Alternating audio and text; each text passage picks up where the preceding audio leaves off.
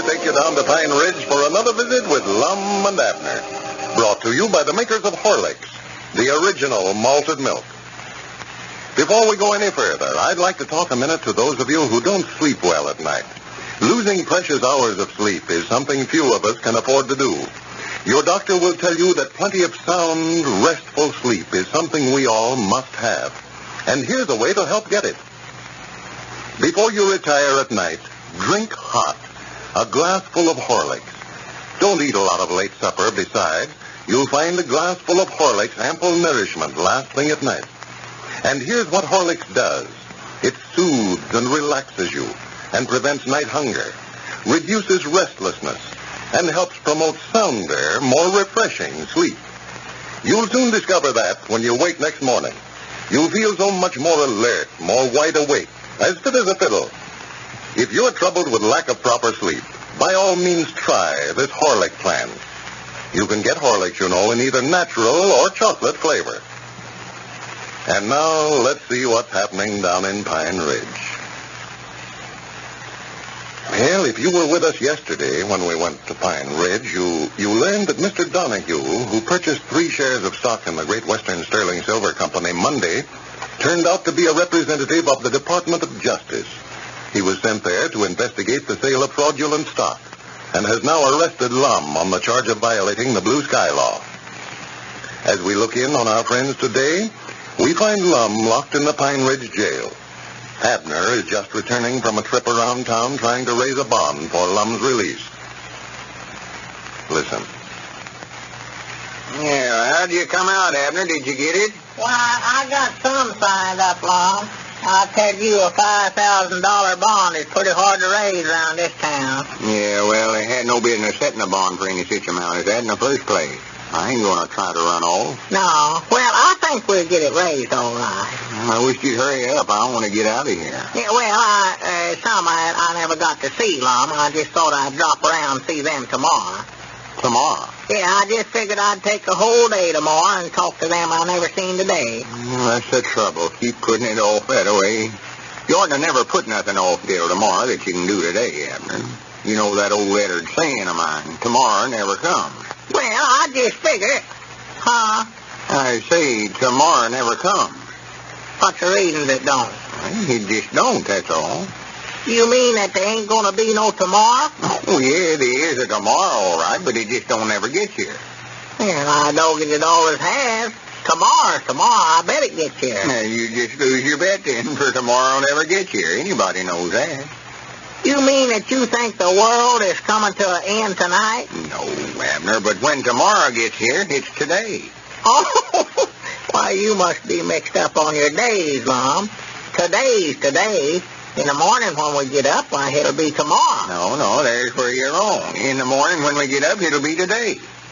You mean that I'll get up today for tomorrow, a whole day ahead of myself? No, you still don't understand what I mean. Well, I've done got up once today. I know I ain't going back to bed and get up again. Why, of course not.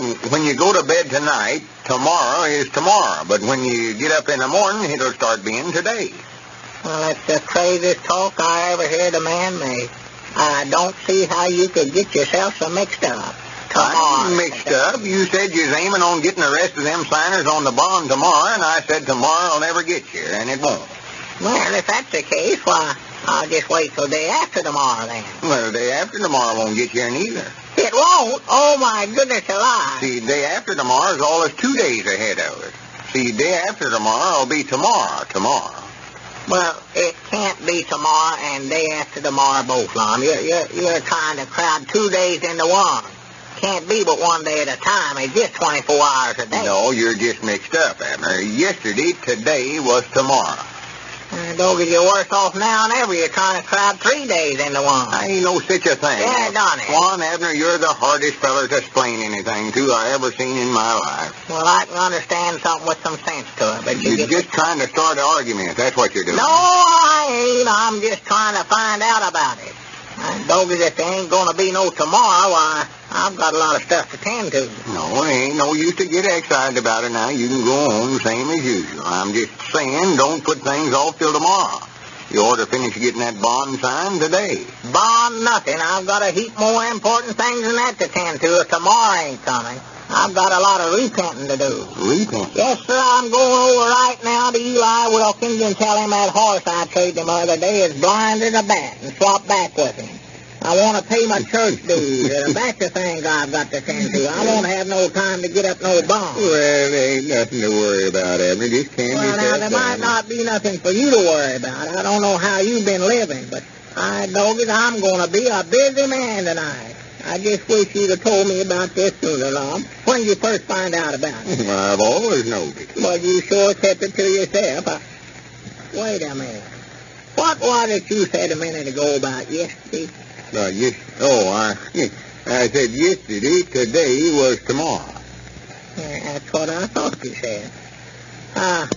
Lum, you're feeling all right, ain't you? Feeling all right? Yes, feeling fine. Why? No, nothing. I just wondered. You ain't had no falls recent, have you? Falls? Yeah, you ain't bumped your head no way. Why, no. Well, I did fall down the stairs to my barn loft a day or two ago, but I never hurt myself none. There it is. It was right funny. I'd been up there looking for a hen's nest and started down the stairs. Wait a minute here. How'd you know about that anyway? Oh, I just suspicion maybe you had. You sure you never bumped your head? Oh, no, it never hurt me none, thank you. You don't sort of get dizzy when you stand up or nothing, do you? Oh, no, now, don't worry about it. It never hurt me none. I just said something about it if I'd have got hurt. Well, now, maybe you're hurt and don't know it, Lum. Well, that's mighty thoughty of you to take that much interest in me, Abner, but I know I ain't hurt, so just forget about it. Well, can you recollect things all right? Well, of course I can recollect things. Well, let's see. What have they got you locked up in jail here for? Why, they claim I violated the blue sky law. But if I did, I never noticed. Well, do you recollect that Mr. Donahue was buying some stock from me day before yesterday? Well, sure, he bought $100 worth. That's right. Well, who was it who arrested you yesterday? Well, Mr. Hey, what are you trying to do? Trying to cross-examine? No, now, don't get excited, Lum. I never meant no harm by it now. It's all right. Everything's all right now. Just calm yourself down. Well, looky yonder. There comes Ezra Seastrong. Nice of him to drop over to see me. Get that bond ready for him to sign, Abner. That ain't Ezra Seastrong. Huh? That's Dick Huddleston. Oh, why, yeah, sure. I recollect now. He said he'd be over here. He said yesterday he'd be over tomorrow. Well, he's a day early then, ain't he? Why, no. He's right on time. Today's tomorrow, ain't it? Why, no, today. Oh, yeah. Yeah, that's all right now, Lum. Don't get excited now. It's all right. Now, just sit down now. Rest yourself now. Lum, I sort of want to speak to Dick a minute before he gets there. You know, this little private matter puts me in here. Oh, sure. Go right ahead. Go right ahead. Wait just a minute, Dick. I want to talk to you. Well, sure. What's the matter? Howdy, Lum. Yeah, howdy, Dick. Excuse us just a minute. Oh, sure. That's all right. Oh, Doggett, I'm sure proud you come over, Dick. I'm just right now worried to death. Well, what's the matter, Abner? I'm worried about Lum. About Lum? Yes, sir, Dick. I hate to say it, but I'm just afraid old Lum's losing his reason. Losing his reason? Whatever made you think such a thing as that? Well, it's a fact. You know who he said you was when you come up just now? Said you was Ezra Seastrong. Well, that's no sign, Abner. Ezra and I have been mistaken for each other lots of times. And Lum's eyes aren't any too good either. No, and his mind ain't neither. I believe he's just worried so much about this silver mine and getting you arrested yesterday and thrown in jail and all that it's just affected him. Why, he's been doing some of the craziest talk just now that I ever heard a human do. Clean out of his head. Had me scared to death. Well, fact is, whenever I seen you coming up, I was just trying to figure out some way to slip away from here without him noticing it. See, that'll I tell you. And that fall might have had something to do with it, too. What fall? Why, he fell down his barn steps the other night. He said that it never hurt him, but he must have hit his head against something, and he's just so addled now that he don't recollect it. Well, what's he been saying, Abner? Why, he says that the world is coming to an end. That the world's coming to an end? Yes, sir. Tonight. Says tomorrow won't get here. Well, for goodness sake. That's a shame. Because it's the last day, huh? That's what he says. It's awful sad, but some of the arguments he puts up about tomorrow not getting here is just downright funny. Well, come on, let's go on over, and I'll get him started on that subject and see what he says about tomorrow. Yeah, I just want you to hear him. Look at his eyes. You can tell he's off by looking at them. How you feel today, Lum? Oh, good as could be expected, I reckon, Dick. Worried myself clean out of my head. Oh, well, now, you'll get over that all right, Lum, I think. Oh, yes, I'll feel better tomorrow when I get out of here. Tomorrow? Yeah, you said you was going to finish getting the bond up tomorrow, didn't you? Oh, well, I do know. Well, I'm proud to hear you talking that way. What way? What's the matter? Well, I don't know whether you recollect it or not, Lum, but you told me a while ago that tomorrow would never get here. Today was the last day. No, you never understood what I meant, Abner. I said tomorrow never comes. Said what, Lum? Why, you know that old saying, Dick. Tomorrow never comes. I was trying to learn Abner here not to put things off till tomorrow. Oh, why, sure. Yeah, I see what you're talking about. See there, Abner? Well, Lum's right about it, Abner. Tomorrow never comes. Why, of course it don't. You mean that you believe that too, Dick? Why, sure. Tomorrow will never get here. You see, Abner, tomorrow will be today tomorrow. Why, yes. Today is the tomorrow we had yesterday, and day after tomorrow will be the tomorrow we have tomorrow. Look out, Dick. Put that stick of stove wood down there, Abner. What do you think I you do know there? to stand back me or you fellas want is losing your minds, and if every one of you comes a step closer, I'm going to whop you over the head with this stick of stove wood. I know that I just listen to all that kind of talking. Well, we can't blame Abner very much. I'm afraid we're a little confused ourselves.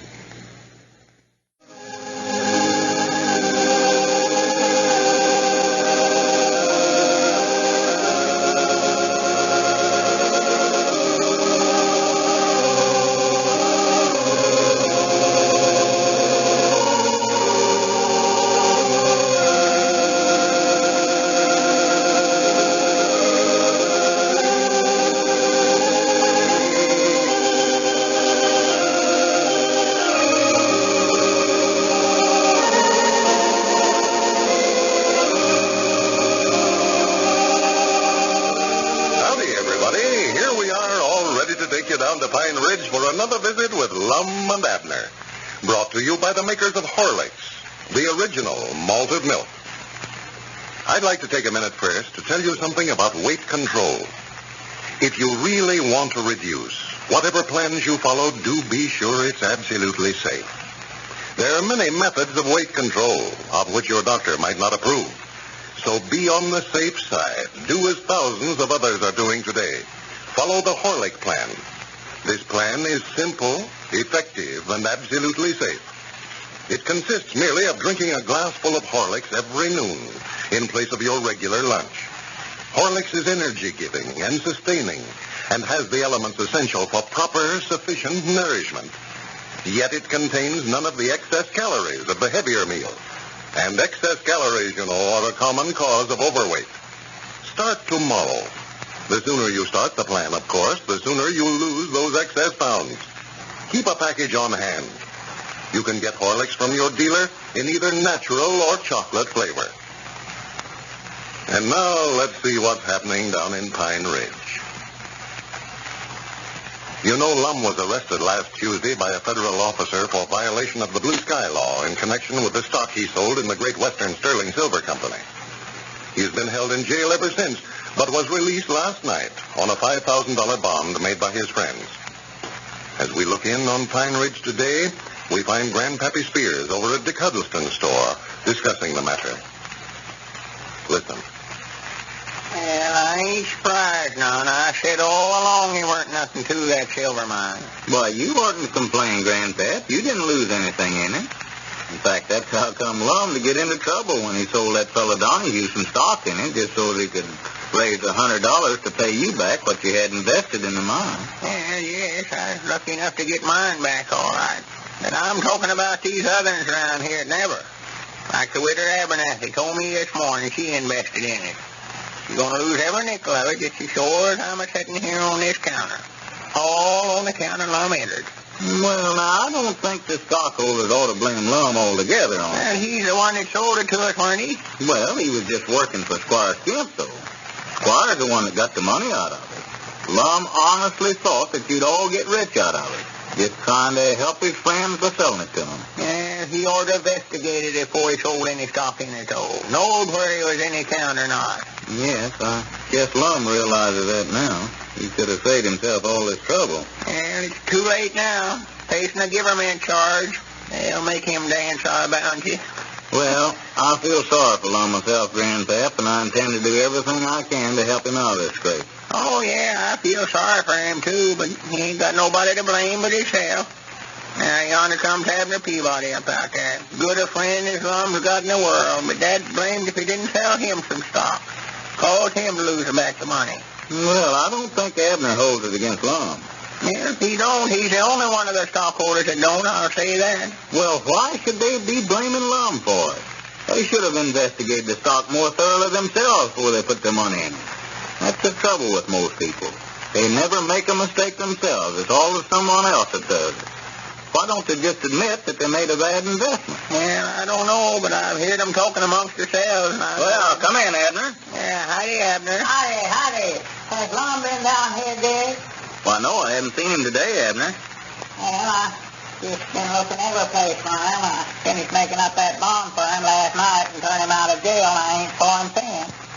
Been looking all over town for him. Maybe he's over about his place, Abner. Came to get out on the street. No, I just come from his place, and he ain't over there. I went on out to the barn and looked for him. Even his chickens and cows gone. Well, I do know. Just looks like that he just moved off and left it. Here, wait a minute, man. Wait a minute. Reckon he jumped barn? Well, I don't know. That's what I was wondering about, Grandpa. Oh, no, I don't think Lum would do anything like that. Well, I don't know, Dick. He was awful worried and tore up over this.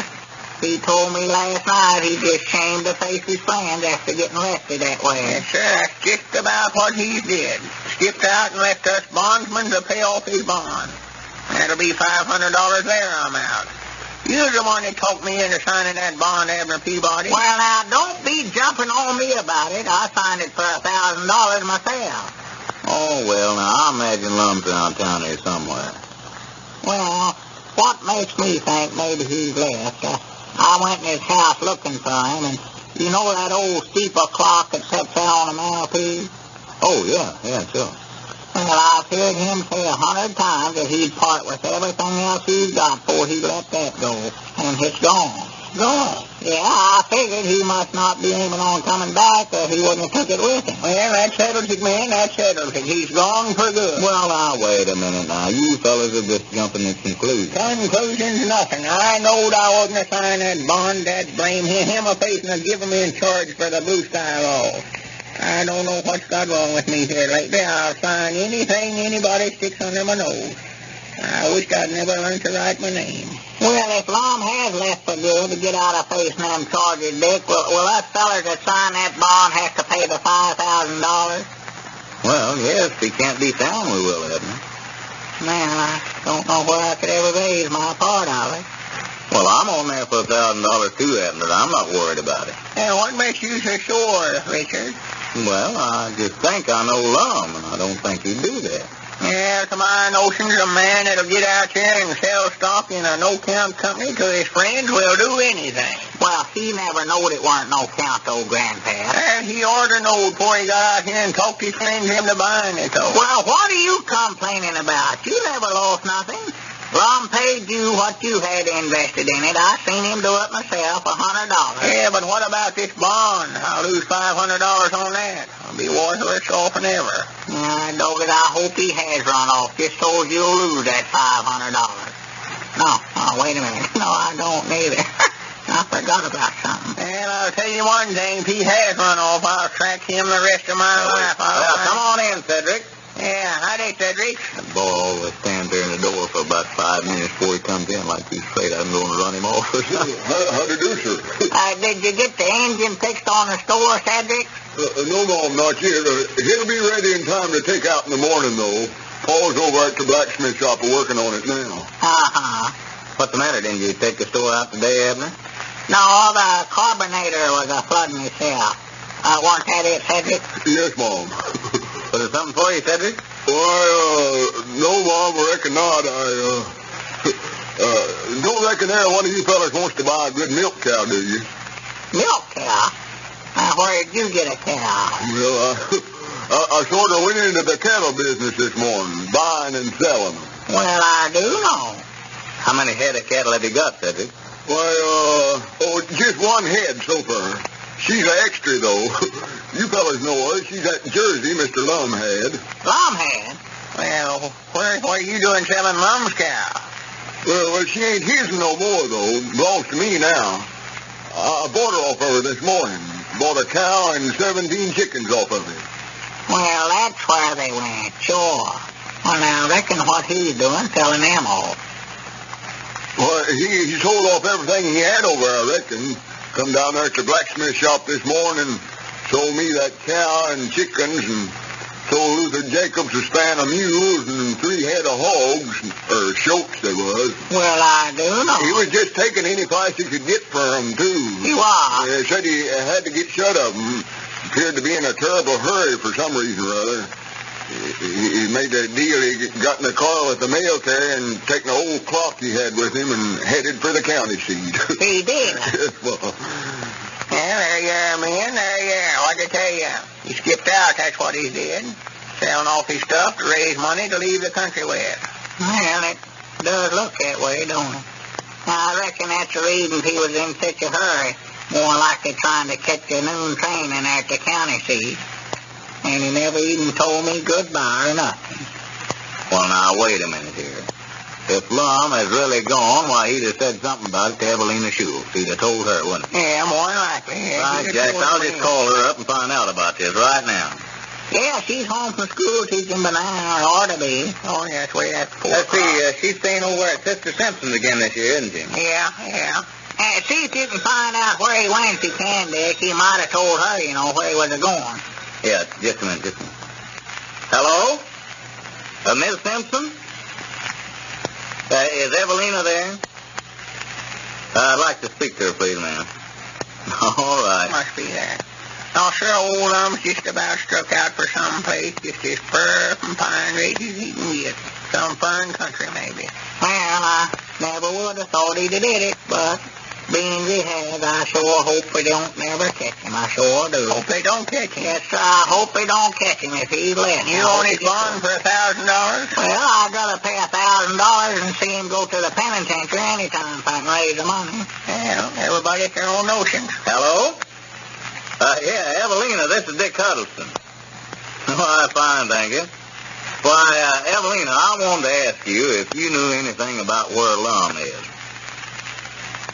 Well, reports out that he sold off everything he has and left town. I thought I'd... Wait a minute, Richard. I believe that's him coming up out there in front now. Yeah, there's old Lum, just as sure as the world. Well, never mind, Evelina. They say they see Lum coming up out there in front now. Yeah, that's him. Well, I'll explain it to you later. All right, thank you. Goodbye. Well, I knowed he hadn't left us to pay off no bond for him. No, of course he wouldn't. Lum wouldn't do a thing just like I told you. Well, come in, Lum. Where in the world have you been? He gave us a scare down here. Gentlemen. What's the matter? Why, they had the report start around here, Lum, that you'd sold off everything he had and skipped the country and left us to pay the bond. Oh, something sacrifice. Well, I've been selling off everything I got, but I weren't aiming on skipping the country. Yeah. See that satchel there? I've got $2,200 in cold cash, greenbacks in there. Well, where in the world did you ever get all that? Well, I got it. I sold off all my stock on my place over there and took that old steeple clock that's been in our family so long and sold it to an antique dealer in there at the county seat. And then I borrowed $2,000 on my place from the bank. Well, what are you raising all that money for, Lum? Well, I got to studying about this thing when I was in jail over there, and I figured up while I was over there that the folks around here has invested $3,100 in that silver mine. And I'm starting out right this afternoon to pay the stockholders back every nickel they've got invested in that mine. That is, as far as this money will go. And tomorrow I'm going to raise the rest of it some way. I don't know how, but I aim to see that nobody don't lose a nickel on it. Evidently, Lum feels that although he has been made the victim of another of Squire Skimp's crooked schemes, if he can return the stockholders' money, there can be no complaint of fraud.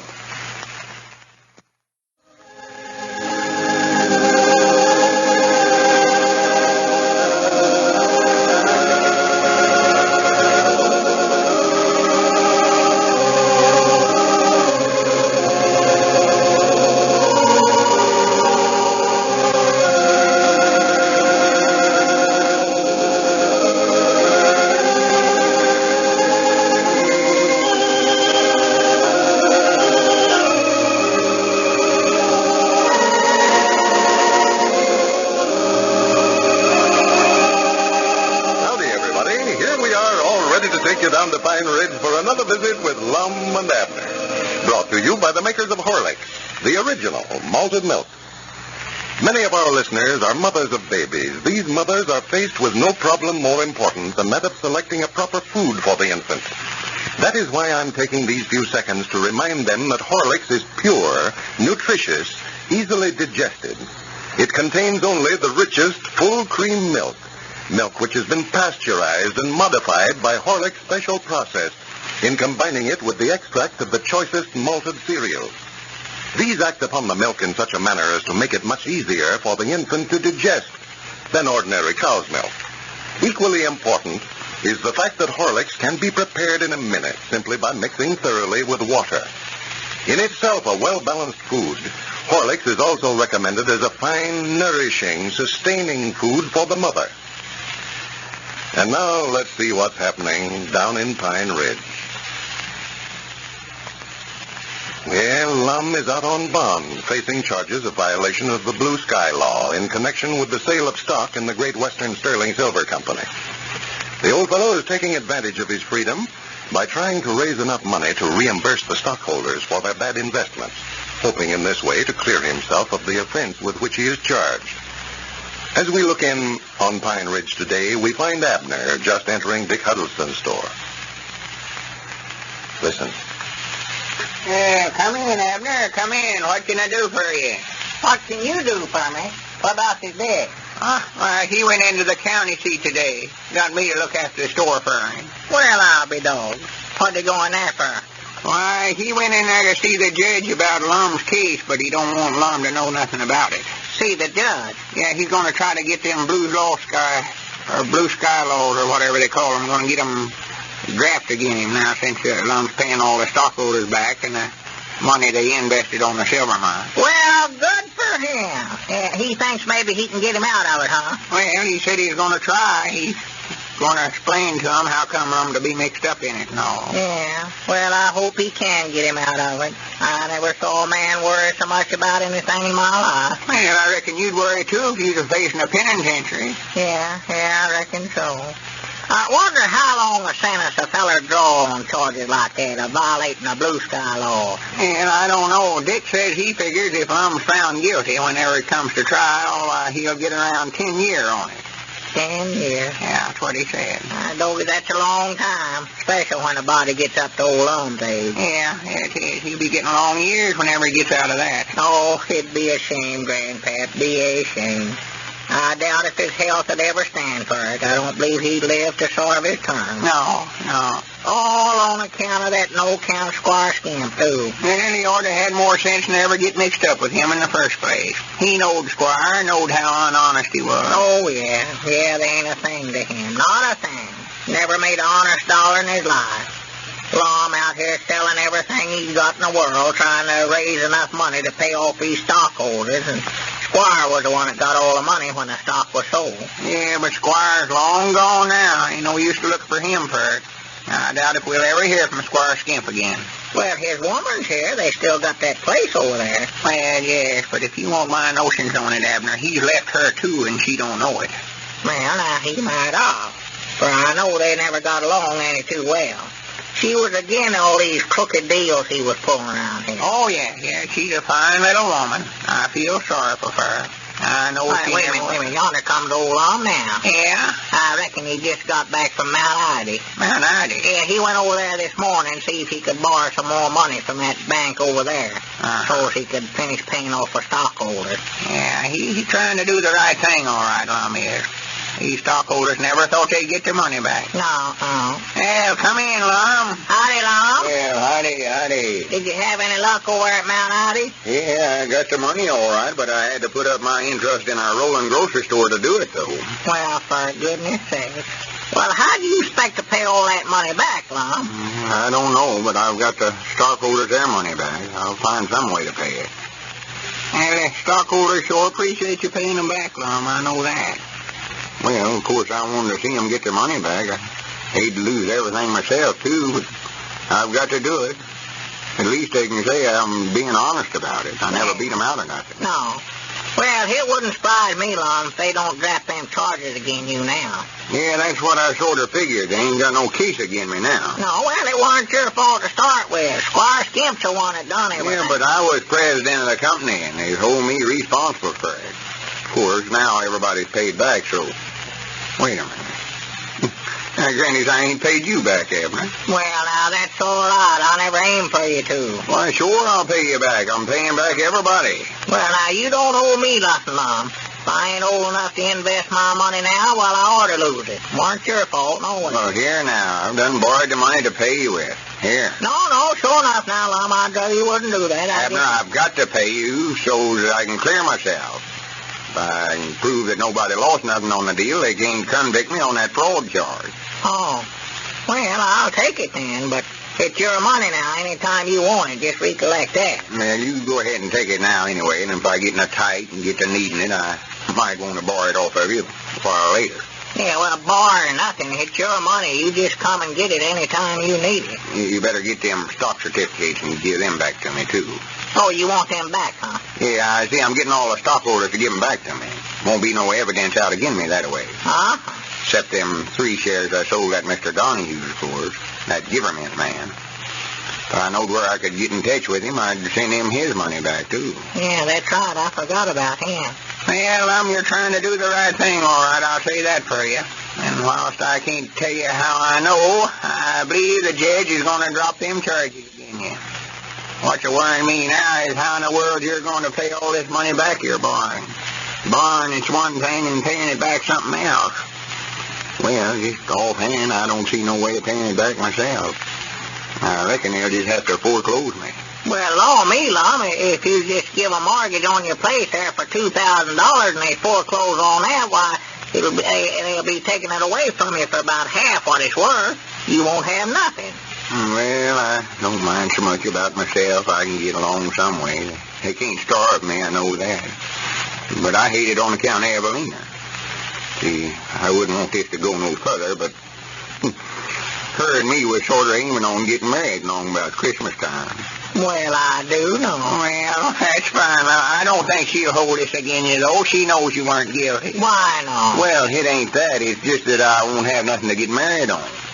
I couldn't expect her to get married to me and me so far in debt as I am now. Liable to take the house right out from under her. Yeah. It looks to me like now's the time to get married, Lum.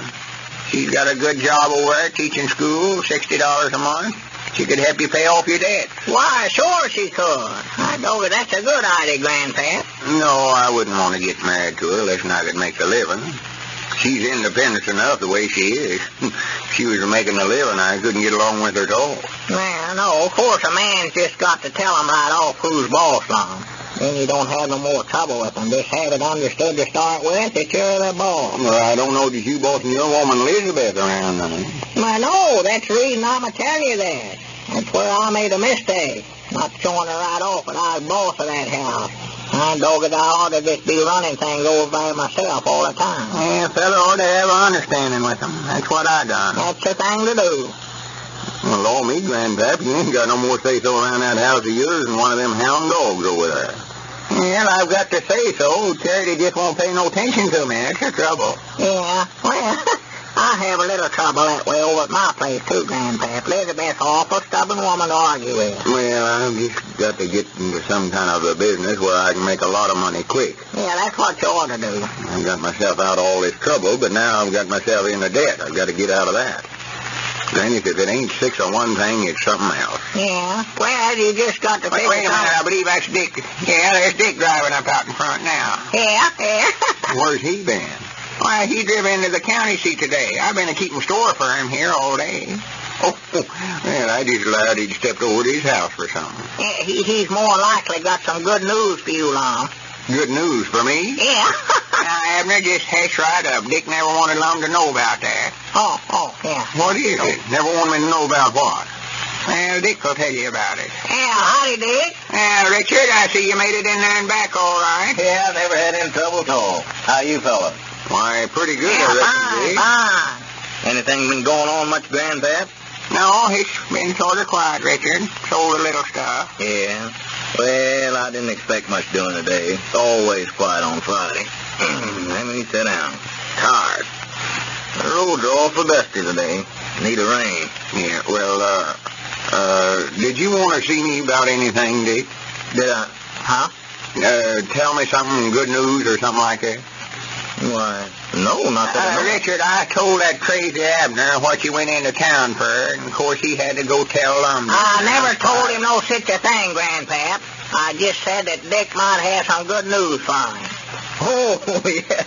Well, I see what you mean. Well, I went into the county seat today to talk to that judge about your case, Lum. Oh, that's where you been. Well, good for you. I just thought maybe that'd be a good idea for me to go in there and see him. We're pretty good friends, you know. Yeah, I know, yeah. You sort of handled his campaign for him out here. Yeah, well, I went in there and explained to him that Squire Skimp was the one that got all the money out of it, and that it was his idea all the way through. He promoted the thing, you know. Yeah, sure. And I told him that you wanted to do the right thing about it, that you were borrowing the money to pay all the stockholders back what they'd invested in the mine, even though you didn't get anything out of it yourself. Yeah, it's just what I done, too. And what, Dick? Well, he says that's the worst thing you could have done, Lum. Huh? Paying back the stockholders. Because he says when the case comes to trial, why, they'll bring out that you must have thought you were guilty or that you wouldn't have paid them back. The judge said that? Yeah, he said that you haven't got a chance in the world to come clear unless you can locate Squire Skimp and bring him back for that trial. Oh, my goodness. Well, I grannies, I'll find him, then. I'll find him. I don't care. And we rather imagine Squire Skimp is going to be pretty hard to locate.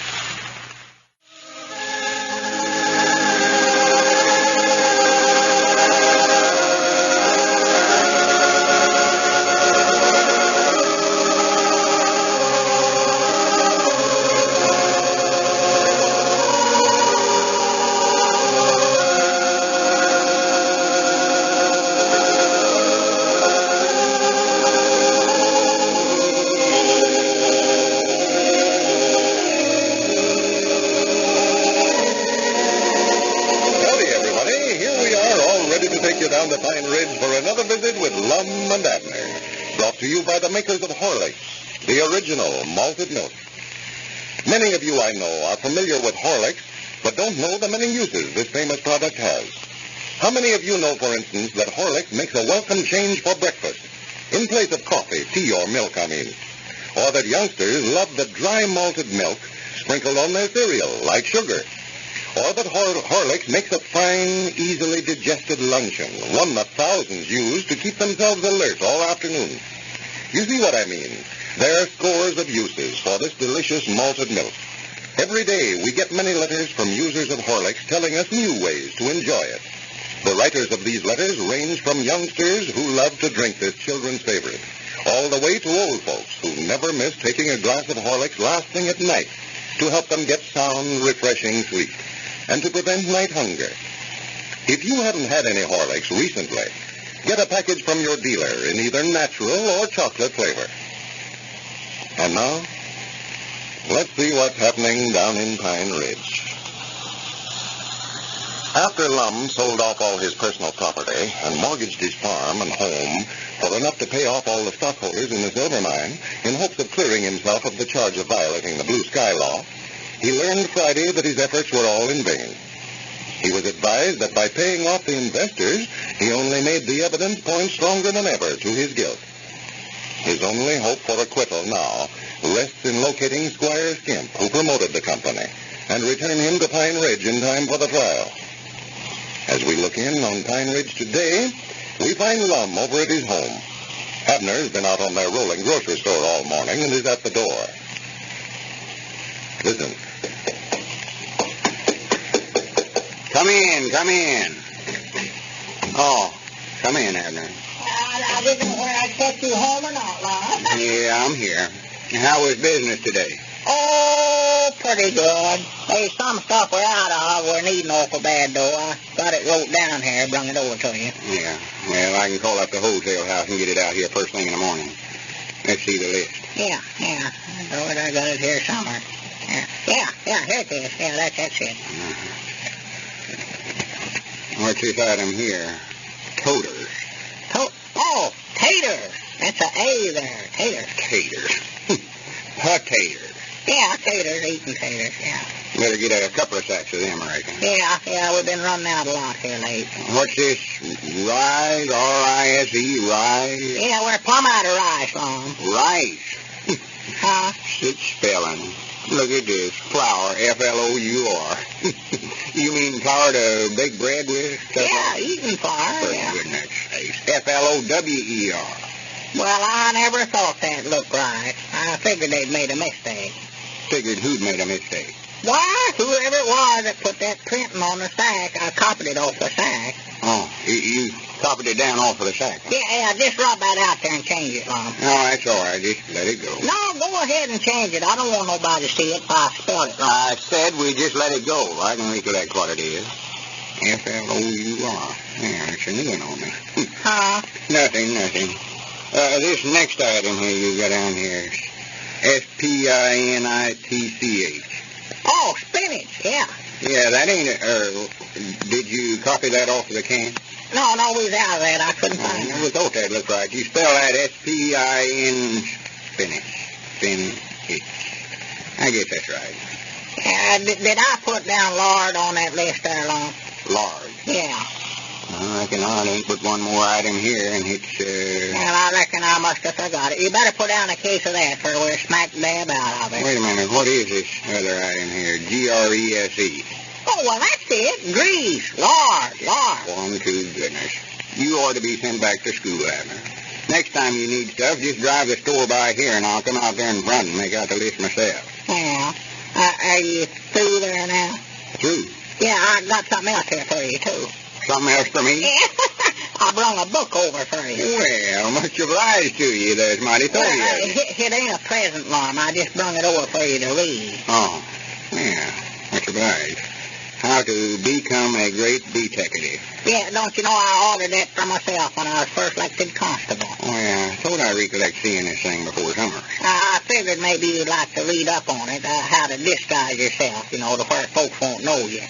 Disguise myself up to where folks won't know me. Yeah, dress yourself up like an Indian chief and wear big whiskers and stuff like that. I know what disguising is, but what would I want to do it for? Well, you want to catch Squire Skimp, don't you? Why, sure, but I don't Well, that's the way detectives does, Lum. They disguise themselves up to where nobody won't know them, and then they can slip up on them and catch them. That's what the book says. That's what it's got wrote in it. It ain't going to happen none for me to disguise myself. Well, I think you're the one that's supposed to wear it. You or Squire one. No, it's you, Lum. I know that's what it says, or reads.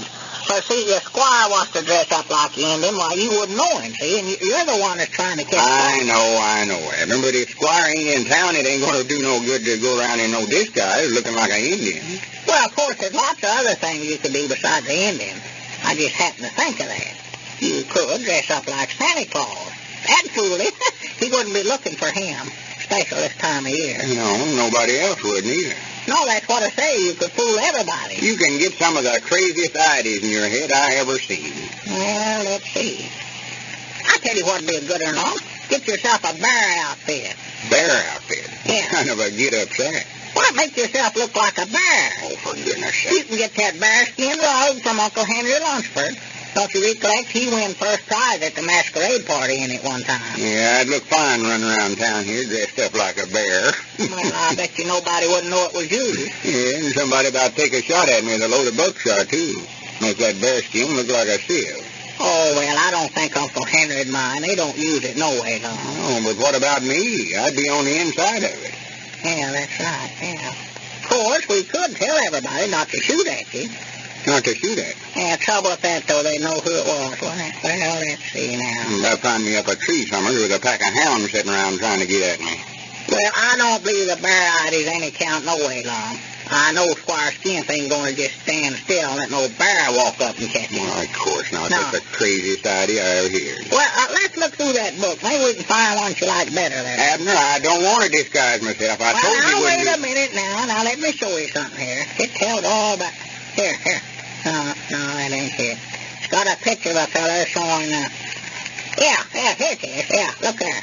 See, here he is before he put on a disguise, and then right over here on this other page is him after he put on them whiskers and stuff. I noticed you never would know it was him in that second picture, would you? I never even knowed him in the first picture. Never seen him before. He could have just stayed like he was, and I wouldn't have known him. Why, of course not. He's crazy. Now, here he is dressed up like a soldier. Did anybody know that was a soldier, though? Tell by the uniform. Well, sure. Well, it says here, Detective Callahan was very successful as an American spy during the World War. He is pictured here disguised as a German soldier. Well, whose side was he on? Yeah, according to this, he was with the Americans, but he dressed himself like a German. Well, that's the foolishest thing I ever heard of. Run around with the Americans and dressed up like a German. Oh, well, he was over in the trenches with the German soldiers, though. Oh, I thought you said he's with the Americans. Well, he was. He was with the Americans, but he's with the Germans. Oh, for goodness sakes, Abner. He was hired by the Americans, but fought with the Germans. You mean the Americans had to hire soldiers for the other side? No, he was what they called a spy. He was working for the Americans, but fought for the Germans. Well, I'll be dead blamed. Now, that's appreciation for you. Us a hiring him over there fighting for them. Well, that's what they wanted him to do. They wanted him to. He was finding out the German plans and sending them back to our side. We couldn't have got along tall without fellas like him. Well, we did do it. We win, and he was on the other side. All right. Just let it go. Put the book up. Yeah. I ain't got time to explain it. Well, let me just show you this. Just put the book up, I said. Wouldn't do go no good to dress up in no disguise, no way. Squire ain't here in Pine Ridge. First thing I've got to do is find out where he's at before I try to catch him. I might could dress up like something. You dress up. Yeah, I could drive backwards and forwards in front of his house in the store, and if Squire come out to buy something, well, I could catch him before he knows He ain't over at his house. Ain't even in town, I told you. I was over talking to Miss Skimp this morning. She ain't got no more ideas where he's at than we have. Well, I'm just trying to help you. I know you are, Abner, and I appreciate it, too. You but know looks what like that judge said, the only way for you to keep out of the penitentiary is find Squire Skimp. I know it. I'm doing everything I can to locate him. Got to find him first, though. Yeah. I had an idea here this morning, it might have. Going to put some advertisements in the paper for him. Advertisement. Yeah, I wrote out 2 or 3 here I thought I might use. Figured I might scatter them around over the country in newspapers. Uh-huh. Giving a description of him and all. Oh, one of them lost, strayed, or stole things, huh? Well, sort of, not exactly. Just telling what he looks like and offering a reward for information about where he's at and all. Yeah, I've done that once when my mule strayed off. I got them back all right, but I don't know where to work on humans or not.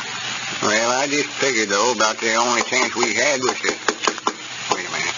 Come in. Well, yeah, howdy, Dick. Come in, Dick. Come in. Lum, I've got some good news for you. Good news. Yeah, I want to show you something here. Look there, what came in the mail a while ago. Well, nice of you to bring it over, Dick. I could have come down it. Wait a minute. This is the wrong letter. This ain't for me, Dick. This is for Miss Skimp. Yeah, but look at that return address on the envelope, son. Huh? Look there in the corner. Oh. After 5 days, return to M.K. Skimp in care of General Delivery, Tulsa, Oklahoma. Well, I'll be dead blame. That's Squire. Sure it is. And he's in Tulsa. Yeah, Granny's, I know'd relocate him, will you? Well, if Squire is in Tulsa, Oklahoma, maybe Abner's detective book will come in handy after all.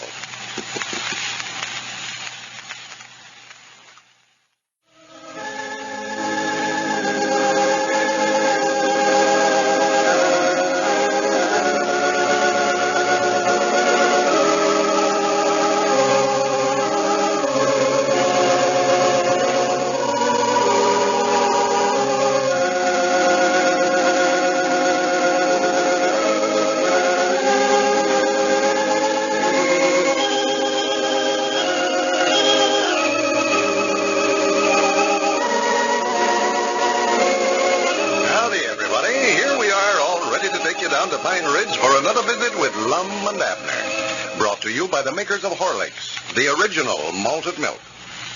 I know you're all anxious to hear the old fellows, but first, 1 minute, please. What I'm going to say is not new to a lot of you, but it's mighty important to others.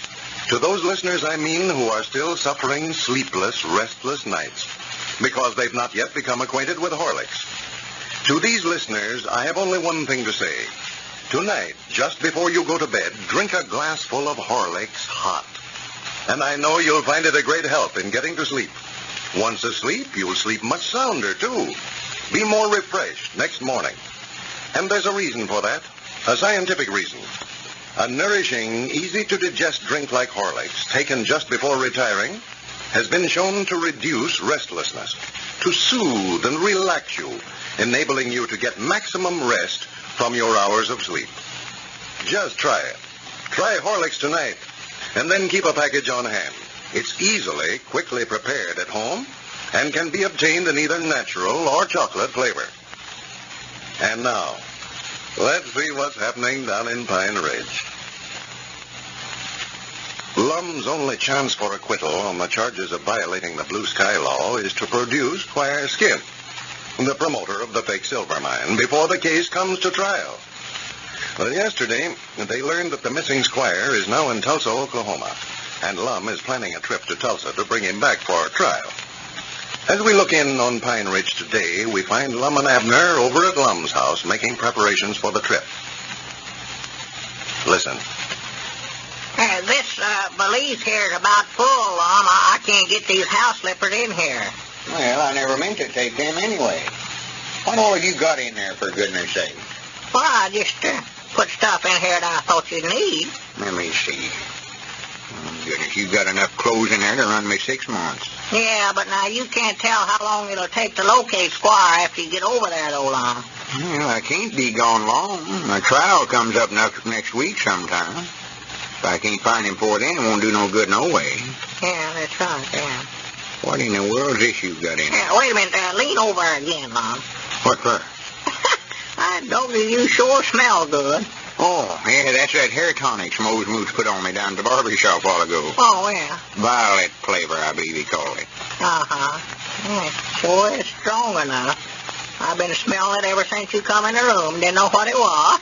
Yeah, you give me a good dousing with it, all right. Sort of made my eyes burn. Yeah, that just reminds me, too, Lum. You know, I told you how that vanilla extract's been disappearing down at the store. Yeah. Have you been missing some more? Yeah, but I found out where it's been going to. Cedric's been getting in it. Cedric? Yes, sir. He's using it for perfume. Goodness, vanilla extract for perfumery? Yes, sir. Every time we get on that store, I get hungry. Smells like somebody baking a cake in there. Sworn to goodness. That boy is a sight. No telling how much of that stuff he used. Just poured it all over himself. Got the whole store to smelling like vanilla. We ought to just stop handling that vanilla flavor. Man, you better speak to him before he starts in on the banana or lemon or some of them other flavors. We can't just quit handling extracts, just the only kind of him. Well, I'm a-charging him with it. Every time I get a big whiff of vanilla, well, I just go charge up another bottle to him. Now, how's he coming on the books anyway? I've been so busy with this trouble of mine, I ain't had time to check up on him here lately. No, well, I run it up the other day, and according to my count, he owes us about $4 more than he's got coming. $4 more than he's got coming? Yes, sir. Well, you better tell him if he don't stop that, we're going to fire him. Well, we can't fire him, Lum. We never would collect it. Yeah, but if he's going further in debt every week, it'd pay us to fire him now before he gets in debt any further. Here, one of these night shirts is enough. What's this down in here? Huh? Oh, that's your overcoat. Overcoat? Yeah. Well, no wonder this valise is so full.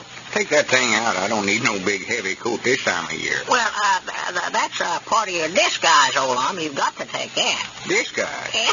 I'll bet you'll be the only fella on the streets over there with a big overcoat on. Of course I would. This time of year, folks would think I'd lost my mind going down the street with a big overcoat on.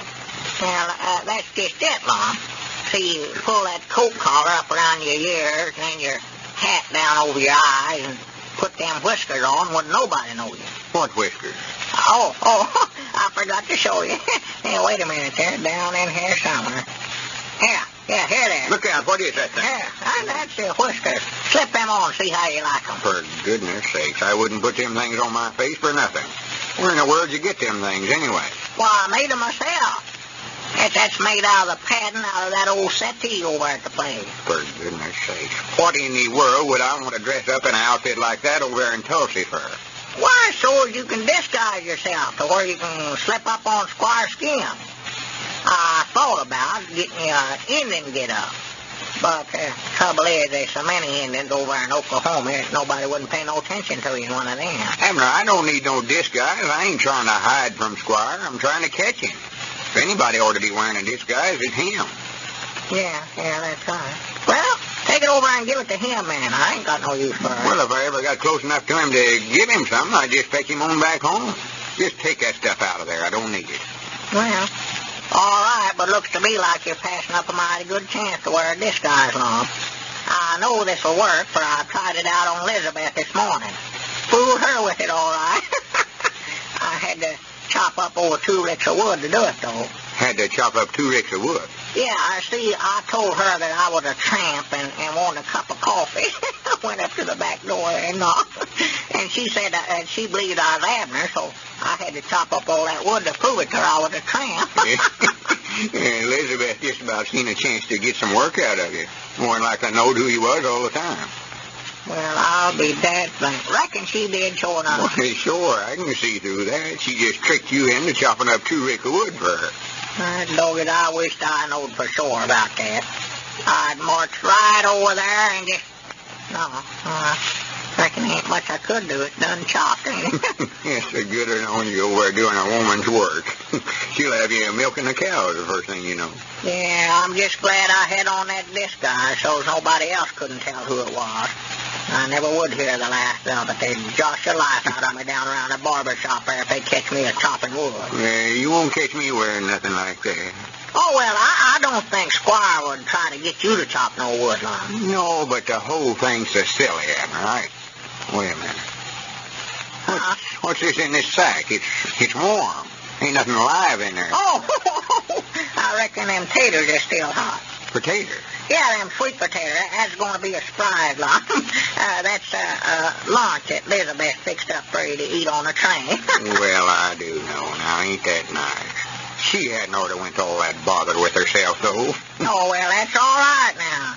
You don't get there till tomorrow night. Why, that little snack will come in mighty handy, Lum. You'll get awful hungry in that length of time. It's a good thing I seen it before I closed up the valise. I wouldn't know I had it till I got clean to Tulsa. Why, sure. What's the matter with me, anyway? Well, tell Elizabeth thank you. I weren't aiming on taking no lunch. Just sort of figured I'd have to buy sandwiches or something from that fella runs a little store there in a smoke car. Yeah, I do love to buy stuff from there. I recollect when I was just a little fella, always wanted to buy one of them little engines with them little colored candies. The little lanterns. Yeah, I saw them. And Pearl, she always wanted one. Finally, I bought one for her. She's got it sitting on a mantelpiece over at the place now. But them's awful nice fellas to trade with. They're always so friendly, looks like. Yeah. What is this? Fried chicken she got any here? I don't know. I never seen her put it up. I just... Look there. 2 big pieces of cake. Well, yeah, doggy chocolate layers cake, ain't it? Lum, don't reckon that stuff would spoil before you get a chance to eat it, do you? I don't know. I just think about the same thing myself, Abner. My granny says a drumstick, my favorite piece of chicken. Yeah. Maybe I ought to eat some of this stuff to sort of save it, reckon? Yeah, of course, you don't want to eat too much now and make yourself sick, Lum. lot there, you know. You don't want to do that just to save it.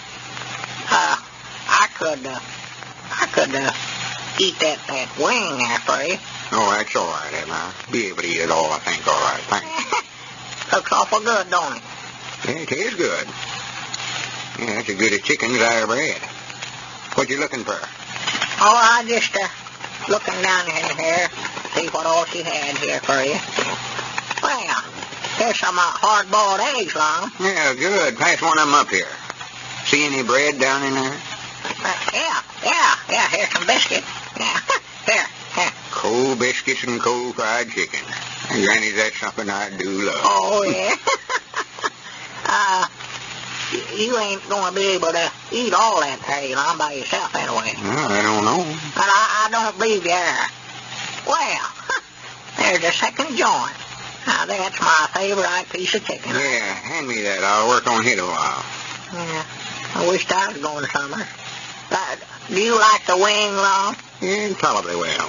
You asked me about that a while ago, I think. Yeah, hey, you like nearly all the pieces, don't you? If I was you, Lum, I wouldn't try to eat both them pieces of cake, I don't believe. Well, what's the matter with them? Well, it's just awful rich, you know. Too much of it that way might make yourself sick. Yeah, that's right. Of course, I could save one piece of it till I get on the train, I reckon. Well, the trouble is, it dries out so bad, Lum. I just started thinking maybe I could eat one. Wait a minute. There comes Dick Huddleston up the front porch there. Yeah, well. Holler at him there. Tell him to come on in. Well, howdy, Dick. Yeah, come in. Well, howdy. Yeah, pretty good. Come right in, Dick. Just getting my duds packed here. Yeah, I see. Looks like you're doing a pretty good job packing that food away, too. Yeah, this is a lunch Elizabeth fixed up for me to take on the train. Yeah. Well, that's what I want to talk to you about, Lum. I don't believe you better go to Tulsa. Better not go to Tulsa. No, Grandpappy Spears and Uncle Henry Lunsford and some of the others here in town are a little uneasy about you leaving town. Oh, well, shuckins, I've rid on trains before. Ain't no danger. Well, I don't think they're uneasy about that, Lum, but, well, just to be honest with you, it's the ones that signed your bond to get you out of jail. They're a little afraid to let you leave town, afraid something might happen to where you wouldn't get back in time for your trial. Then they'd have to pay off the bond. They just don't want to take those chances. Well, I'll be dead blamed. Ain't you going, Lum? I guess I can if they don't want me to. Well, go. Abner, put that chicken down. Come back here at that lunch. Well, now, if you ain't going on a train, you don't need no lunch. Ain't no use just let this stuff go to waste. Well, Lum still has to figure out some way to get Squire back in time for that trial.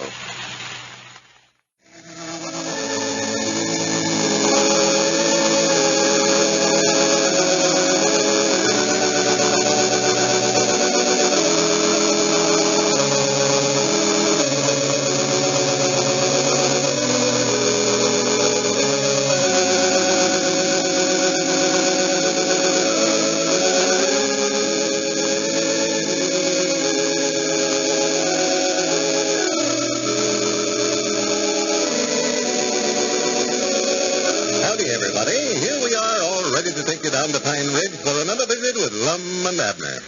Brought to you by the makers of Horlicks, the original malted milk. What's your earliest recollection? Chances are you can't think of anything offhand. But one man I put this question to replied, being always hungry. Well, I thought that was a pretty good answer. It's a problem that almost every child has to face, and a problem that many mothers are constantly trying to overcome. Now, this isn't really a problem at all.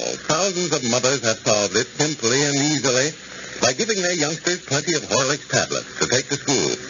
These tablets are the self-same ones that office and factory workers use to keep their hunger satisfied and to keep going at top speed. The same ones that athletes and sportsmen carry around to replace used-up energy.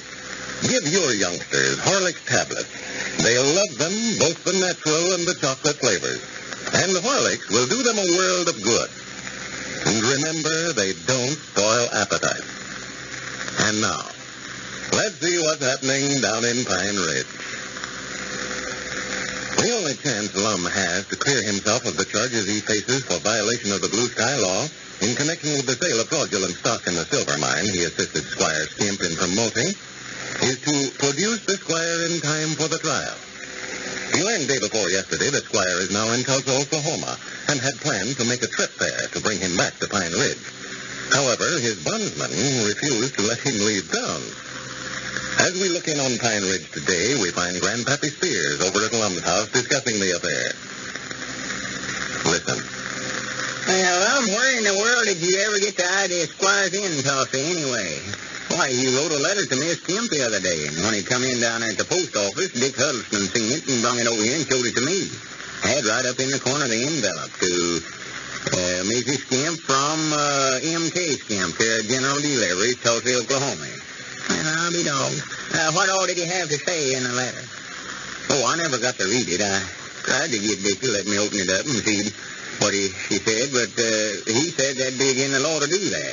Contaminating with the mails or something like that. Maybe Miss Kemp would tell you what he had to say. Well, I sort of hate to ask her that. It might be something personal. I found out where he's at. That's all I wanted to know anyway. And if you fellers had left me alone, you see, I'd have been over there in Tulsa by this time. More than likely done had him catched and on his way back to Pine Ridge. Well, don't blame me about that, Lum. It was them other bondsmen that never wanted you to leave town. I knowed you'd come back. Why, of course I'd have come back. If I was going to try to skip my bond, I wouldn't have told everybody I was leaving. I'd just slipped off. And that's what I tried to tell him, but Uncle Henry Lunsford said he was on your bond for $500, and he'd just rather not take them chances. Yeah, I sort of figured he was the one that's causing the trouble. Which now he hadn't even signed the bond. And if he hadn't, he'd still been laying over in jail. Well, if I can't get over in Tulsa and find Squire Kemp and get him back over here before my trial comes up, I'll be in jail about 10 or 15 years anyway, according to what the judge says. Yeah, there comes Abner out there. Yeah. No, sir, if I can't get Squire back in time for that trial, they're going to send me to the penitentiary just show us I'm a sitting here. And if they do, them bondsmen that kept me from going after him is responsible for it. Wait a minute. Come in. Yeah, come in, Abner. Howdy, Abner. How was business today? Oh, done pretty good today, Lum. Say, I seen Uncle Henry Lunsford a while ago, Lum. He's just worried to death. Feared you're going to run off and he'll have to pay off his part of that bond that he signed to get you out of jail. Yeah, I know. Well, he needn't to worry now, and I ain't going to leave town long as he feels that way about it, no way. Well, now, you better. If it's me, I'd go anyway, regardless of what they said. You don't get that Squire Kemp back before your trial comes up, you're a gone goose. What's the matter with you going, Abner? Huh? Going where? I'm going over to Tulsa and catching Squire and fetching him back here. Well, I don't know. Wait a minute. I grant you that ain't a bad idea, Grandpap. Sure, Abner's a constable. He's the one supposed to go out and catch the criminal. Why, sure he is. Why didn't we think of that before? Well, now, wait a minute. I ain't said I'd go, Lum. You've got to go. That's part of your duties as constable. You mean for me to go over there? Just go over there and find Squire and arrest him and bring him back here. What if he won't come on? Why, slip a pair of handcuffs on him, march him down the train. He'll have to come along with you. Yeah, but what if he won't let me put the handcuffs on him? Just get him for resisting the officer. Hey, what if he tries to start a You fight? ain't scared of Squire, are you? Why, of course not. I don't think I am. I'm just thinking of all the water sucked in. Thinking of what? Thinking of all the water sucked in. What if he does this and what if he don't? Oh, well, he ain't going to do nothing. I'll get out a warrant for his arrest, and you can get on that train tonight and head for Tulsa. I dog it, I'll do it, Lum. He can't bluff me out, and I'll learn him to resist the officer. Well, he ain't resisting you. He's more than likely come right on back with you peaceful as a lamb. Well, that's better. I guess he seen that I meant business. I'll just call Elizabeth up right this minute and tell her to get my duds packed. Well, good for you. I'll get that warrant drawn up right now. Wait a minute, so it might be best, Grandpap, if you was to swear out the warrant. Me? Yeah, it wouldn't look right, me being a justice of the peace, drawing it up and swearing it out both. I dog it, I'll show that Squire can't prove the law around here. Hello, Elizabeth? Hello, Elizabeth? This is Abner. Why, yes, honey, I wanted to get you to pack my valise. I'm going to Tulsa, Oklahoma to bring Squire Kemp back here. Huh? Just sign your name right there. Why not? Yeah. Well, I've got to, though. Got to get him back here in time for Lum's trial. You just go ahead and fill it out now. Well, if he can't go, Elizabeth, the fella that signed his bond won't let him leave town. Well, I won't be gone for just 2 or 3 days. Today's Wednesday. Uh-huh. Well, honey, Well, yeah, but if I... Uh-huh. Well, all right, honey. Well, I said all right. Yes, Mom. All right. All right. Yes, honey, all right. Goodbye. Well, that the matter? Why, Elizabeth says I can't go. Oh, what's she got to do with it? She ain't the constable. No, but when she said I can't go, well, ain't no use to argue with her. And she just set her foot right down, said I weren't going to Tulsa. There's a fine constable. Has to call up his wife and ask her whenever he wants to go out and catch a criminal. That's a fine howdy-do, I must say. Now, you just keep your mouth out of this, Grandpa. Next time you run for office, I'll just tell everybody about this, too. Yeah, about one more crack out of you, and you won't tell nobody nothing. I'll take you down there and throw you in jail and throw the key away. You'd have to ask Elizabeth first, though. Now, mind out what you say now, Grandpa. Don't go too far with your cut out talk. the arguing. Cut it out. All spawn. Here I am trying to figure out some way to keep myself out of the penitentiary, and all you two does is argue. Well, now, he can't sit there and say such that about me. Wait a minute. Be quiet. Somebody's at the door. Come in. Come in.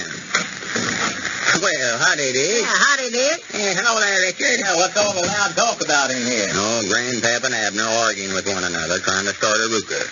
Yeah, Lum wanted Abner to go over to Tulsa and bring Squire Skimp back over here for the trial.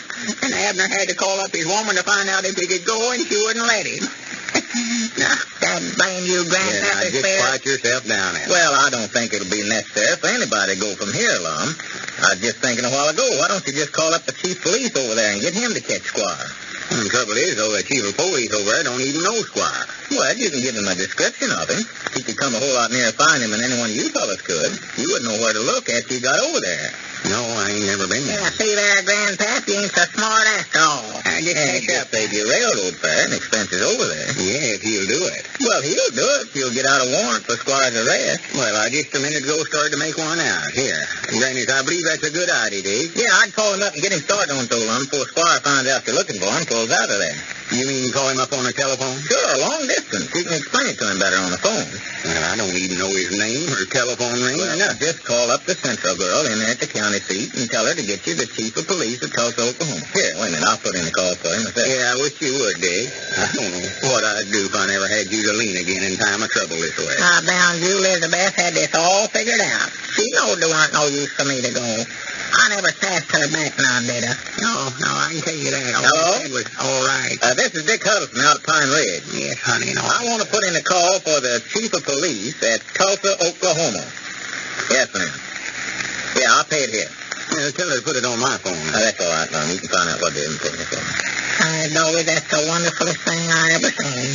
Yes, thanks. Tell it and sit right here and talk to somebody clean over in Tulsa, Oklahoma. Oh, yes, a handy thing at all. I'm going to have to back down on what I used to say about it. I believe the telephone is here to stay. Yeah. Hello? Wouldn't be surprised. Just a minute. Here. Yeah, much right. Hello?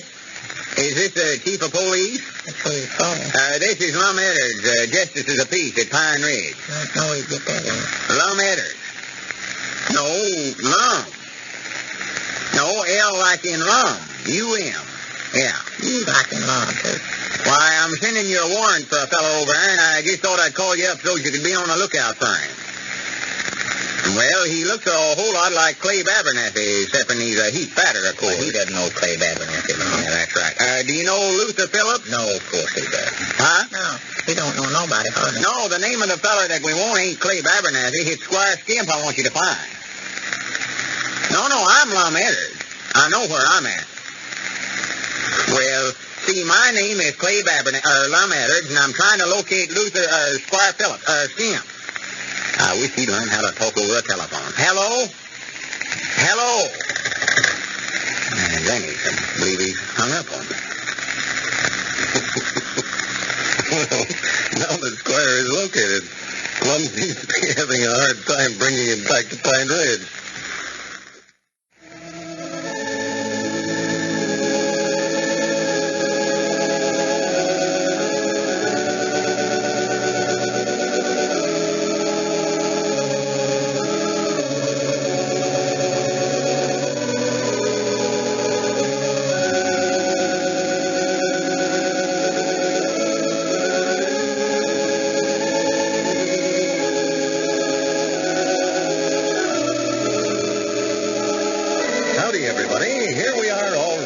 Down to Pine Ridge for another visit with Lum and Abner. Brought to you by the makers of Horlicks, the original malted milk. In the past 50 years, many thousands of mothers have written to tell us what a marvelous thing Horlicks has been for their children. Sincere and entirely voluntary as they are, we feel that these letters are a fine tribute to a product that has often been imitated but never equaled. Long favored by medical and child-feeding authorities, Horlicks has the qualities essential in a baby food. It is readily digested, does not cause distress, as raw cow's milk so often does. It is nourishing and body-building, contains vitamins and minerals essential for proper bone and tooth development, and for building husky bodies. And Horlicks is reliable. The rich, full cream milk it contains comes from sanitary dairies only and is pasteurized. Get Horlicks for your children. Remember, as it was 50 years ago, so today the Horlick name on the package is your guarantee of fine quality and best possible results. And now, let's see what's happening down in Pine Ridge. Well, it seems Lum's chances for acquittal on the charge of violating the Blue Sky Law in connection with the sale of worthless stock in Squire Skimp's silver mine rests entirely on Squire's possible appearance at the trial. Since Lum learned a few days ago that Squire is in Tulsa, Oklahoma, he's been trying to find some way to apprehend his former business associate and return him to Pine Ridge before his case is called to trial.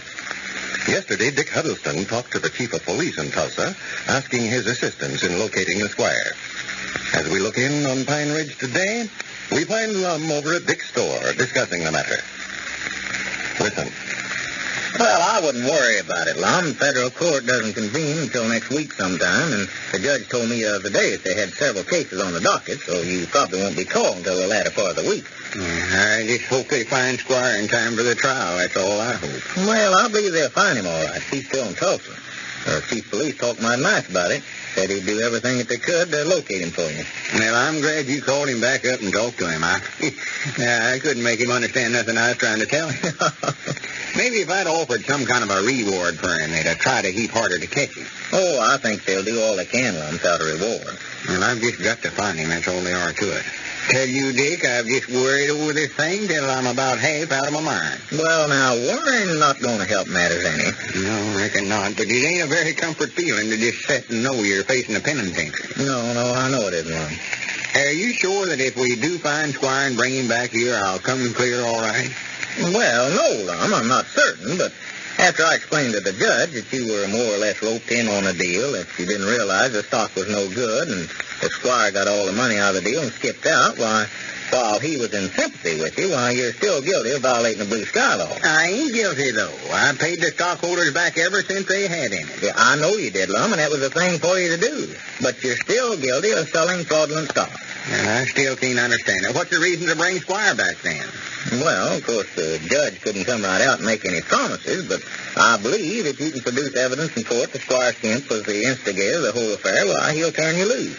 Have somebody to testify if they bought some stock from him. Well, I can do that myself. See, I bought $250 worth of stock in it. The way it stands now, I'm the only one that lost anything on the deal. I couldn't pay myself back. No, and say, that'll be a mighty good point to bring out in court, too. That'll show that you really believe the stock was all right, or you wouldn't have invested in it yourself. Yeah, I want to recollect that. Hey, you want to be sure and give your lawyer all that information, too, Lum. Well, I weren't aiming on hiring no lawyer, Dick. Not hiring? Well, now, here, wait a minute. You can't go into court without hiring a lawyer, Lum. Well, I sort of aiming on defending myself. I've been out so much money paying back the stockholders. Well, now, you're going to have a lawyer if I have to pay for him myself. Well, I've got a license to practice. I know law matters. Yeah, but now this is too important a charge for you to take any chances on those. You'll need the best lawyer you can find. Yeah, maybe you're right. I don't know where the money's coming from, but... Well, now, we'll dig it up some way. You've got to have a lawyer. Looks like I've had the hardest run of luck here lately, Swan. Everything I try to do turns out right backwards again. Well, now, don't start feeling sorry for yourself, Lum. That's the worst thing a man can do when he's having a little trouble. There's going to be times when we all hit some pretty hard bumps. If a fella gives up and starts feeling sorrowful for himself, well, he hadn't got a chance. Yeah, I reckon so. That's when you need to hold your chin up. You'll need all the self-confidence and determination that you can muster together at a time like this. There's lots of fellas right today that's down and out, absolutely whipped just because they hadn't got the courage to fight their way back up to the top. Well, a fella gets awful low when everything turns against him, looks like, though. Yeah, but that's what I'm trying to tell you, Lum. If you allow yourself to do it, why, you can very easily give up at a time like this. And when you do, why, nothing can save you. Get to feeling sorry for yourself. Self-pity. That's doing more good men than anything else in the world. It's a disease. And if you let it get a good start, you're a goner. Well, thank you, Dick. I appreciate you talking that way to me. I reckon it's just what I need. Well, I'm nobody to be lecturing. I'm not holding myself up as a model, but I just know that when a man gives up and starts feeling sorry for himself, he's done for. You've been feeling pretty low around here the last few days, too, Lum. Yeah. I just didn't want to see you let your troubles get the best of you. Yeah, I know I have. I ain't been myself hardly. Grannies, I'm going to fight this thing through, though, I'll tell you that. I might lose out in the end, but it ain't going to be because I never tried. Well, now, that's the way I like to hear you talk. Get Squire back here and get a good lawyer to handle the case for you, and I believe you'll come out all right after all. What lawyer would you get to handle the case if you was me, Dick? Why, I don't know, Lum. There's young Tom Parker in there at the county seat to tell me he's a mighty good one. Tom Parker? Yeah, W.L. Parker's boy. You know W.L. Oh, yeah, I know W.L. I never even knowed he had a boy as practicing law. Yeah, well, and you take a young lawyer that way, well, you know he's going to do his level best to win the case. That'd be quite a feather in his cap. Wait a minute. Here comes Abner up out there in front. Yeah. Well, sir, I believe I'll just go in there and see W.L.'s boy about that tomorrow. See if he won't handle it for me. Whereabouts is his office at? Why, he's a junior partner in his father's office there. It's upstairs in the old Cox building. Oh, yeah, I know where it's out now. Well, howdy, man. Howdy. Howdy, Abner. Now, come in, Abner. I'm done in. Well, sit down, then. Lum and I were just talking about getting him a lawyer to handle his case when he comes up for trial. Yeah. Yeah, well, I don't reckon you've heard nothing from Tulsa about whether they've kept Squire Skimp yet or not. No, not a word so far. Oh, well, I don't look to hear anything for a day or two. I'll bet he'll be surprised to death whenever they slap that warrant on him. He don't think none of us knows where he's at. I'd just love to see the expression on his face. Oh, yeah, he'd be astonished to death. I was talking to Uncle Henry Lunsford about it this morning, and he said that Squire, being in another state that way, that if he didn't want to come back here for trial, why, you'd have to get out some irrigation papers for him, I believe he called them. Some what? Oh, he's talking about extradition papers, I guess. Oh, no, I don't believe a Squire fight extradition. Irrigation. He wouldn't have a leg to stand on. Huh? No, I don't believe he will neither, Dick. I don't look for no trouble along that line. Yeah, what'd you say, Dick? Now, if he starts that, we can just try him over there. Yeah, well, there's no use to worry about that till they catch him. You fellas make yourself home here a few minutes. I've got to go up front here and sort out the mail. Yeah, go right ahead, Dick. Don't mind us. If there's anything here for me, Dick, bring it back here to him. Elizabeth said she's sort of looking for a letter from her sister. Well, all right, Abner. Granny, I'll be glad when this thing's over. Next time anybody mentions Silvermine to me, I'm going to run hide under something. Yeah, what was it Dick said about Squire being crippled? Squire? Hey, he never said nothing about him being crippled. I understood him to say something about him having his legs cut off. I never did. Oh, I know. He said he ain't got a leg to stand on. That's what he said. Yeah, when did that happen? Nothing ain't happened to him. Well, he had two the last time I seen him. He's still got two now, as far as I know. Well, what's the matter with the man? Why can't he stand on them? And don't mean there's anything the matter with his legs, Abner. Well, there must be if he can't stand on them. Well, Dick just meant if he tried to fight them extradition papers, he wouldn't have a chance. Ain't got a leg to stand on. Well, I know he couldn't fight nothing if he can't even stand up. He can stand up, all right. Yeah, but he'd more likely have to hold on or something. He can't fight that away. Why, of course not. His legs is all right, Abner. Don't worry about that. Well, if his legs is all right, why can't he stand on them? He can stand on them, but he ain't got a leg to stand on in court. Well, I'll be dead blamed. Don't look like it'd be any harder to stand up in court than it would anywhere else. It ain't, Abner. Not having a leg to stand on means he ain't got a chance of beating the case. Well, I don't know now. Looks to me like that'd help him. I know if I go on a jury and they bring a feller in like that, well, I'd sure turn him loose. Go on, Abner. You're the hardest feller to try to explain anything I ever seen in my... Wait a minute. That's your ring, I think, Dick. Yeah, all right, Mom. Does Miss Skimp know about it yet, Mom? No, of course not. Well, I believe somebody ought to go over and tell her. You don't know how it happened. No, be quiet. Hello? This is Dick Huddleston's store. Why, yes, just a minute. Here, Lum, it's for you. Me? Hi, Granny. Here. Yeah, thank you. Hello? I don't like Squire. This is him a-talking. That's it, miss. Who? Oh, yeah. Poor old Squire. I feel sorrowful for his woman, too. You have? Well, good for you. Dick, tell Lum when he gets done that I've gone over to tell Miss Kemp about Squire's accident. Uh-huh. About what? He'll know. Just tell him that. Well, that's mighty fine. I'm sure proud to hear it. All right, sir. We'll be looking for you. Yeah, we'll meet the train in at the county seat tomorrow afternoon. All right, sir. Much obliged. Goodbye. Granny, that was the chief of police at Tulsa, and they've got Squire in jail over there. They have? Catched him just a while ago. Well, this information should have an important bearing on the outcome of Lum's trial.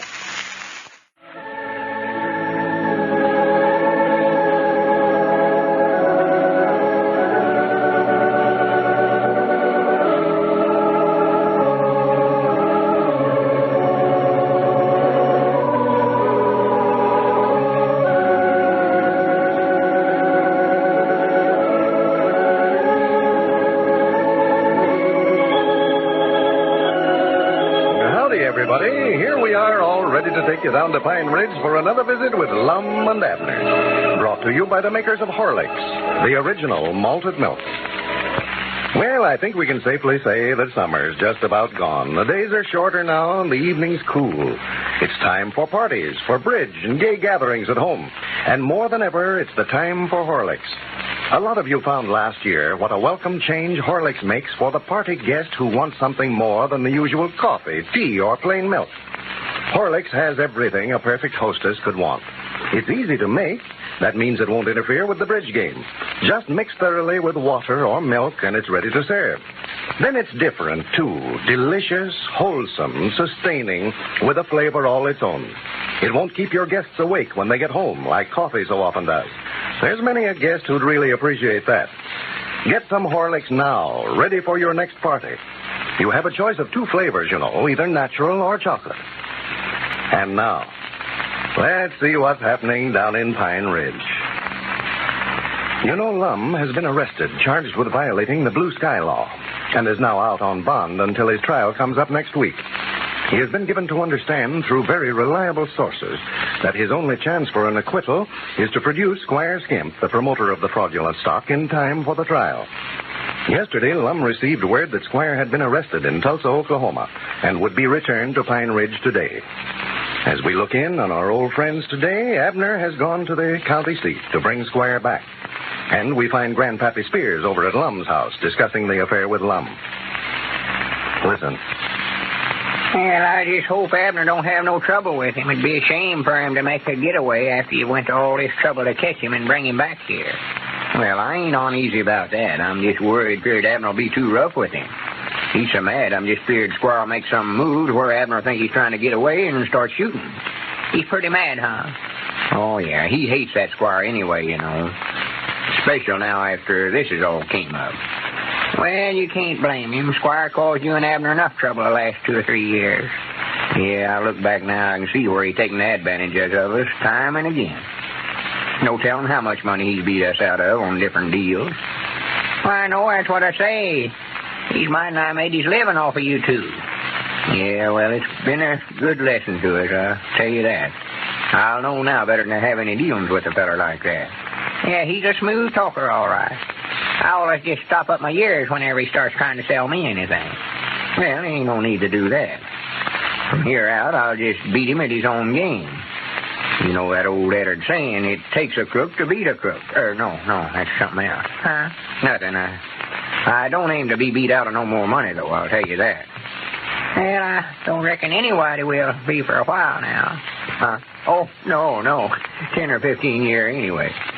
Unless he gets to selling stock in something to them other fellers there in the penitentiary. Well, he would now if he got a chance, I'll tell you that. He about swapped the warden 2 or 3 shares of stock in some companies are getting up for a pardon. Yeah. He's a sight, that feller. He's got a face on him as kind and innocent looking as somebody's old grandma, and he can look you right smack in the eye and tell you something you know ain't a word of truth in, but you can't keep him believing. Wait a minute. Who's that driving up out there in front? Yeah, looks like Frank Foster's car. Well, that's Abner and Squire then. Yeah, he got Frank to drive him in there.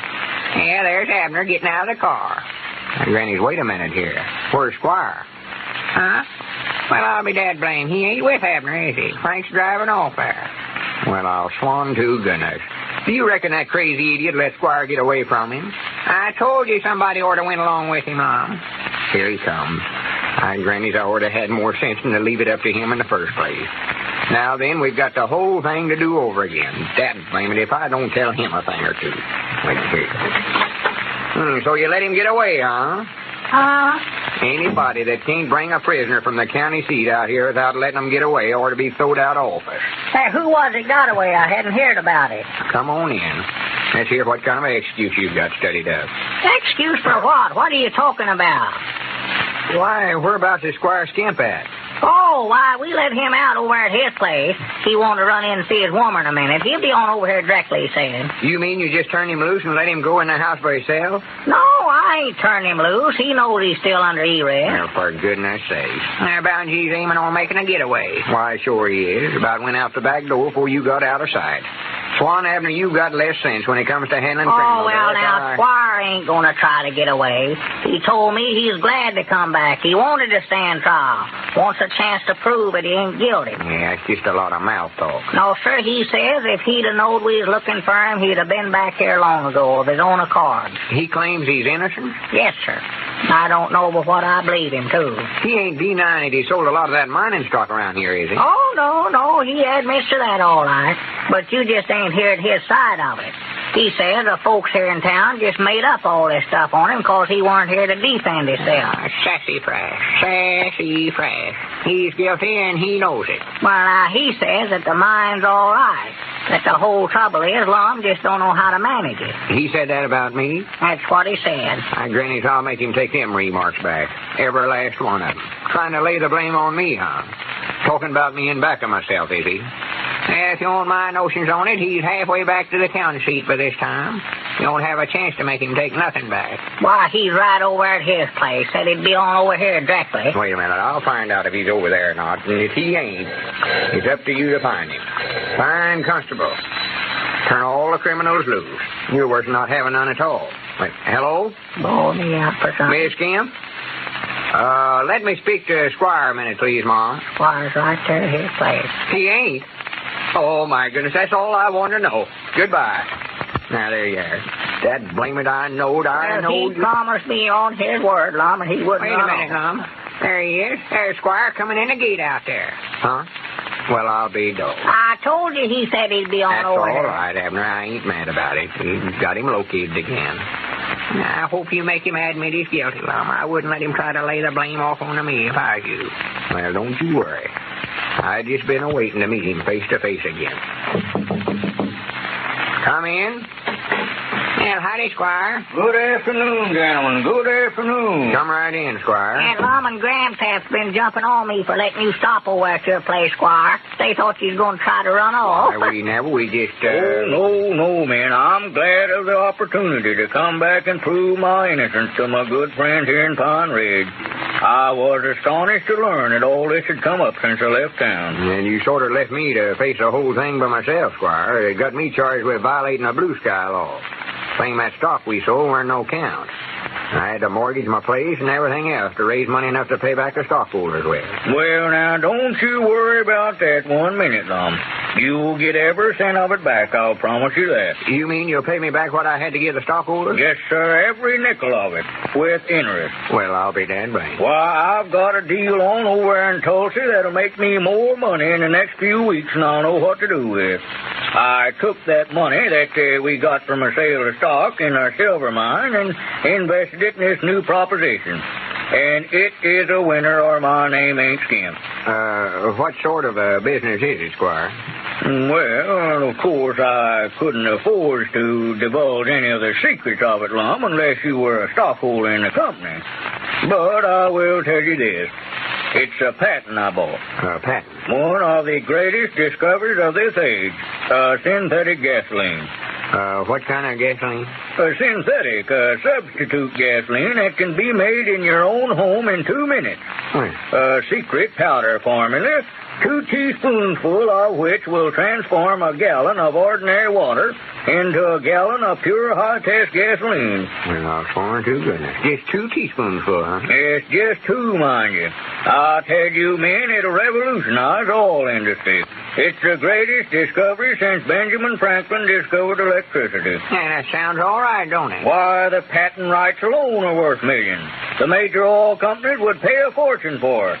Why, gentlemen, when I turn this loose on the markets of the world, it'll mean the ruination of the oil industry. Granny, I'd love to get in on a deal like that just once. I'll swan, Squire, you're the luckiest feller I ever seen to have something like that. Well, I don't know of anybody I'd rather have in with me than you, Lum.